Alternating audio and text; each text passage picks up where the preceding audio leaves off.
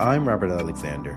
You might know me as a hairstylist, wig maker, and extension specialist with over 16 years of experience, but that's only part of who I am. Though I was raised in Detroit, I moved to the suburbs for about 6 years where I learned so many life lessons. I've traveled, I've crashed out, I've spent too much and did too little. I even fell in love with potential a few times. But after 6 years of sleeping on myself, I finally woke up and decided to do things my way. So here's to life on my terms, solely for the plot.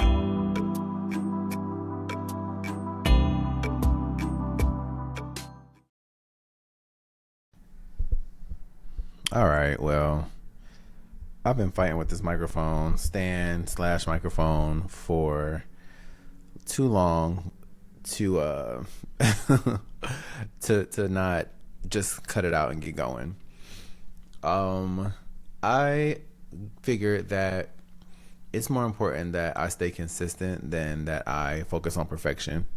I don't even know how to hold this microphone, but hopefully the quality is really good. And shout out to Aaron for inspiring me to pull the trigger on this microphone. It's been sitting in my cart for probably 6 months plus. So I want to tell you guys about how an impromptu invite for a Cardi B concert turned into a liberation for me. Way back in October, I purchased 2 tickets for the Cardi B concert, and I didn't know who was going to be coming with me. And oftentimes when I do this, I just ask myself, like, do I know this person? What's my relationship with them? Will this be a new friend? Like, how will it go? Long story short, just a few days before the concert, I put it in my close friends, like, hey, I'm going to the Cardi B concert. Let me know if you want to come. And a couple people reach out, but I ended up going with Parrish, who is so unapologetically and so uniquely himself that it immediately rubbed off on me. This man has masterfully found the balance in being both a child of God and also a bad bitch. I don't know how else to say it, and I hope that he doesn't find that offensive. But the duality of both being a child of God and also meeting himself exactly where he is so commendable. And I just want to go into it for a second because this experience is unique to gay black men, where church kind of allows you to come around as long as you minimize a part of yourself that they don't like. And to experience community and God in a queer black space is not something many of us get to experience. It's almost as if we've had to choose. And this does not stem from God or godliness. This stems from indoctrination. And it's interesting because I've seen little kids who aren't racist, aren't homophobic, have no issue with anyone in the world.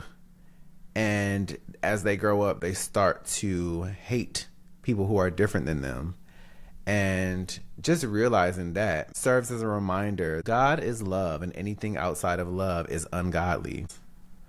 And so to go out with this young man, I call everybody a young man. We probably very close in age, but to go out with this man and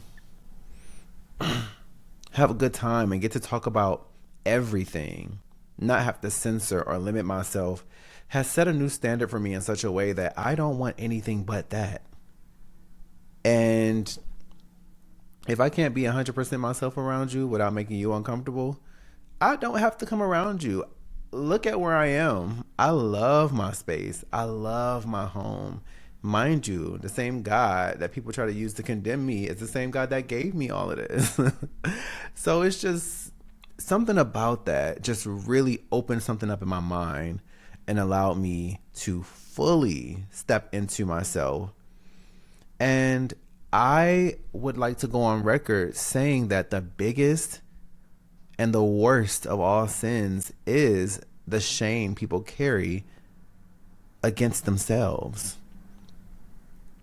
I don't, from here henceforth, foresee me minimizing myself in any way, in any space, because I'm starting to realize that no matter where I go, no matter what I do, no matter what I say, no matter how I feel, God's love for me has never ever changed, never will change, never has changed. It's people who are creating separation under the guise of following God's will. It's just real sick. It's real twisted. And I was speaking to a friend, a client turned friend who is in ministry. And I said to her, and she laughed, I need them to make church intelligent again. We need free thinkers in the church, people who can think for themselves critically. I think it's very important. I didn't expect this episode to go this way. But the last thing I'm going to say, and then I'm going to put it back on track, is that people who think differently than you do one of two things. They either affirm your beliefs or they challenge them and create opportunity for you to expand your own mind. It can only go one of two ways. That being said, this all stemmed from doing something solely for the plot. I just wanted to go to the Cardi B concert. I just wanted to scream out them lyrics, do a slight twerk. Yeah, I know I'm skinny. I ain't got it like that. But I just want to shake, dance, have fun, recite lyrics, have a good time, have some drinks. And in doing so, I didn't hurt a single soul. In fact, I made a new friend. What's so bad about that? And I didn't expect this link up to bring up so many different feelings regarding religion and just my relationship with God in and of itself. But I think that this is what radicalized me. In a sense, I really used to look at people like they had, like, y'all got Jesus on the main line, but not me. No, of course not me. I couldn't. No. He wouldn't call me. No, I got it. And so I like the direction that things are going. I just want to reiterate that my whole entire intention of moving downtown was so that I could connect with new people and have new experiences, expand myself, expand my mind, because the same thing applies to me. Everything that I do is either going to affirm my belief system or expand it. So whereas, even though I never verbalized it, I did carry shame for being a gay black man, I had to recognize, and shout out to my therapist, I had to recognize who was carrying that shame. It certainly isn't 36-year-old Robert. It's more like 6-year-old Robert. It might even be 16-year-old Robert. It's leaves of a tree that was rooted 30 years ago. That's who carries that shame. That don't have anything to do with me because those aren't even my beliefs.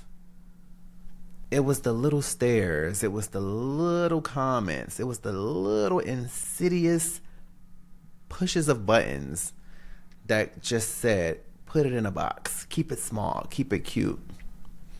It's cute, all right. It's very cute.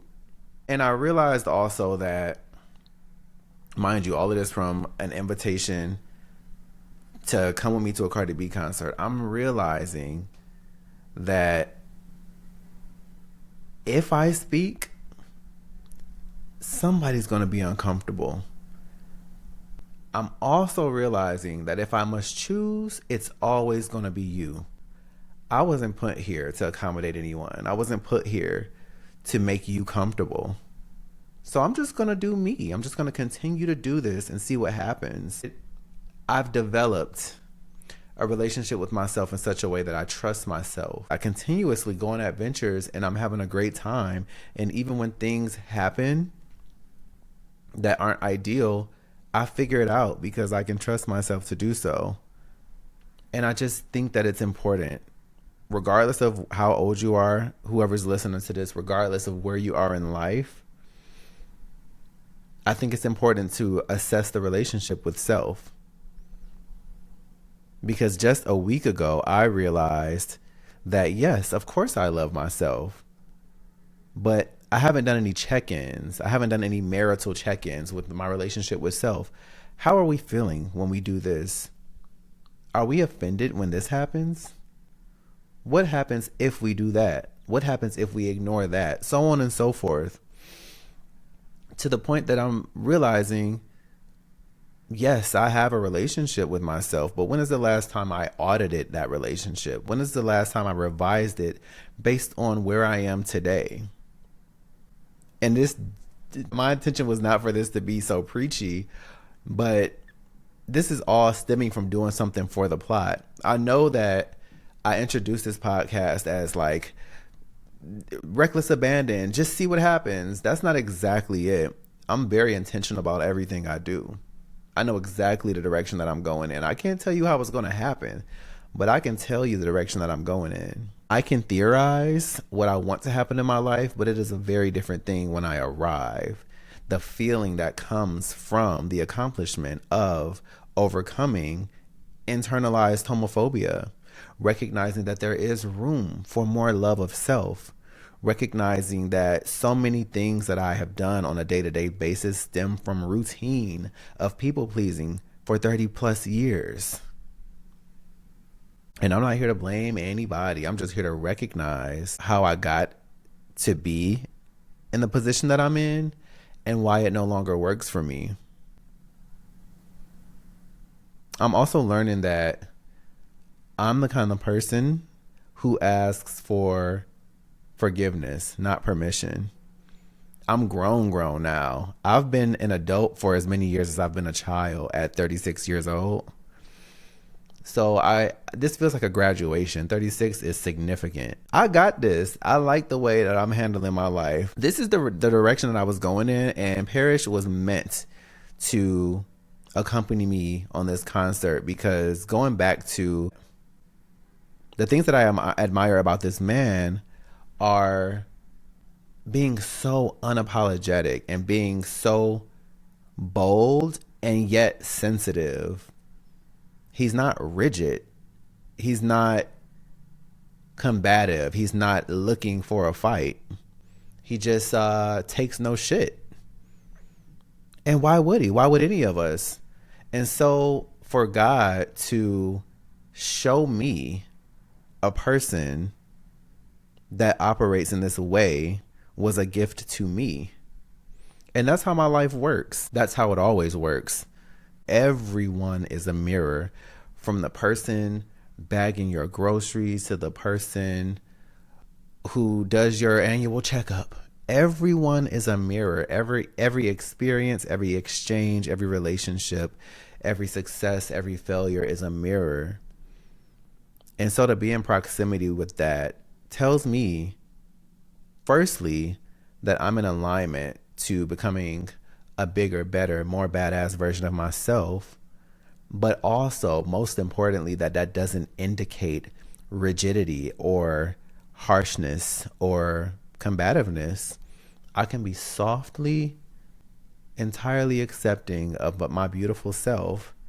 And that all came from an invitation to a Cardi B concert.